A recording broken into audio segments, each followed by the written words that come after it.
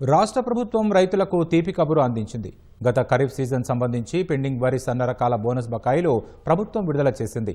రాష్ట్రంలో సన్న రకాల వరి పంట సాగు చేసిన రైతులకు క్వింటాల్ ధరపై ₹500 బోనస్ కోసం 514.36 కోట్ల రూపాయలు విడుదల చేసింది.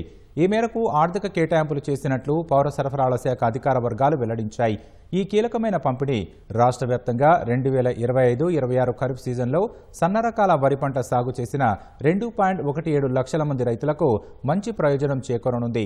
ఈ నిధుల విడుదలతో పాటు పౌర సరఫరాల సంస్థ వరి బోనస్ కోసం ఇప్పటికే 1939.58 కోట్ల రూపాయలు ప్రాసెస్ చేసి అర్హులైన రైతుల బ్యాంకు ఖాతాల్లో జమ చేసింది.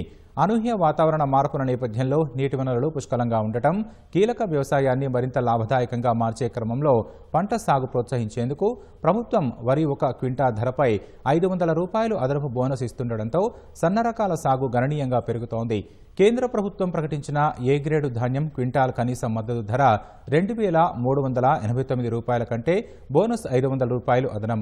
ఈ పెండింగ్ బకాయిలు చెల్లించడం వల్ల రైతులకు గణనీయమైన ఆర్థిక ఉపశమనం లభిస్తుందని పౌర సరఫరాల శాఖ మంత్రి ఉత్తమ్ కుమార్ రెడ్డి తెలిపారు. గతంలో ముఖ్యమంత్రి రేవంత్ రెడ్డి ఇచ్చిన వాగ్దానం మేరకు రైతుల కృషికి తగిన ప్రతిఫలం ఇవ్వడం ద్వారా ప్రభుత్వం అంకితభావం మరింత బలపడుతుందని మంత్రి అభిప్రాయపడ్డారు.